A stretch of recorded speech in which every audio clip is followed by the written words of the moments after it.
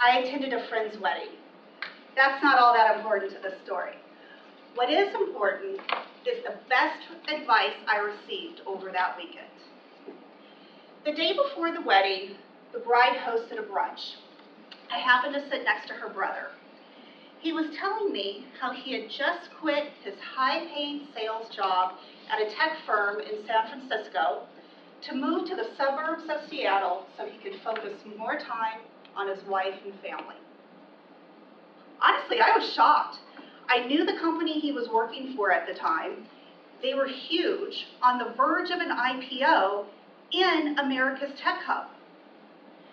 I said to him, wow, you didn't just want to wait it out a couple of years so you could at least get your stock, and then you'd have even more money and you could move up to Seattle. With zero hesitation, he said no, because when I'm old, I'll never say, I wish I would have worked more. Those are profound words. And that is absolutely true. I think if you ask all of us when we're 90 years old, if there's one thing you wish you could do more when you were younger, would you say, I wish I would have worked more?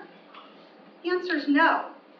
And in that moment, I said to myself, this is how I want to live my life. I want to spend time on the things I care about, the things that make me passionate, instead of caring about this job that I drive to and from every single day.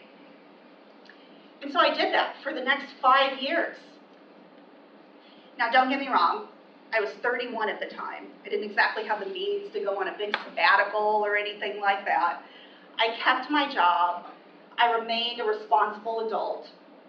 But I made this mindfulness and a specific intent that for all of my extra time, I spent it on the things that made me happy. Every single day, I carved out time to work out in the gym or go running. I made a goal to run a half marathon. I achieved that goal in the same year, running down the Las Vegas Strip at night.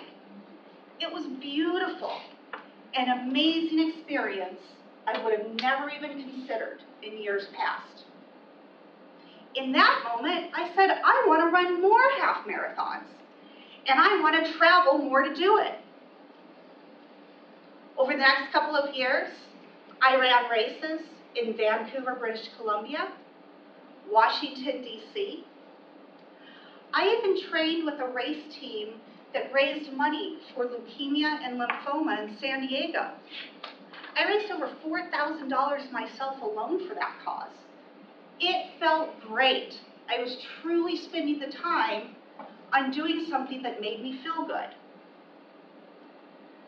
But health and fitness and traveling weren't the only things I was making time for. I made time for my friends.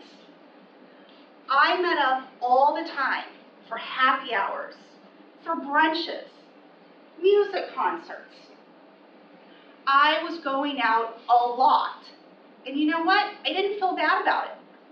I felt great about it because, again, these were the times that were making me happy. But there was a downside to it. Over those 5 years, my career path kind of stalled.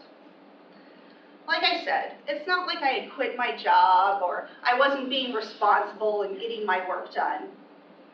But I wasn't going above and beyond like a lot of people in their early to mid-30s have to do to work up the corporate ladder.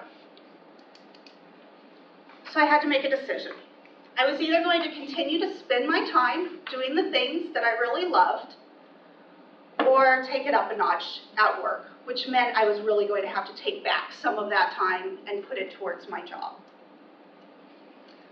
Ultimately, I decided I needed to step it up at work. I didn't want to lose too much traction on my resume, and I wanted to remain viable in the market. I ended up leaving a company I'd been with for nearly 6 years, and sadly, when I left that company, I think I left all that fun stuff I was doing along with it. I worked hard. I moved through 3 companies in less than 2 years with a specific focus on increasing my job title and my salary. It worked, but it took a lot of time. Along the way, I happened to tear a ligament in my foot, and I needed to have 2 surgeries as a result, which really halted my training sessions. And so I've been thinking about a lot of this lately. Because next year marks 4 years from the time I said, oh, I'm just going to take a year off running. Next year marks another year that I'll say, oh, I'll get around to traveling right after I get done remodeling this old house that I have, that I've been doing since the time I moved in 3 years ago. And next year marks another year that I'm going to look at my friends' numbers in my phone, and they're going to become more and more distant. Some of the best friends I had 5 years ago, I haven't talked to in a couple of years. So I'm challenging myself going into 2019 to refocus, rebalance. I'm not sure we can find an equal balance in work and home life, but I'm going to challenge myself to figure out a way to spend more time on the things that make me happy and the things that I'm passionate about. Because when I'm old, I won't say, I wish I would have worked more. Mr. Toastmaster.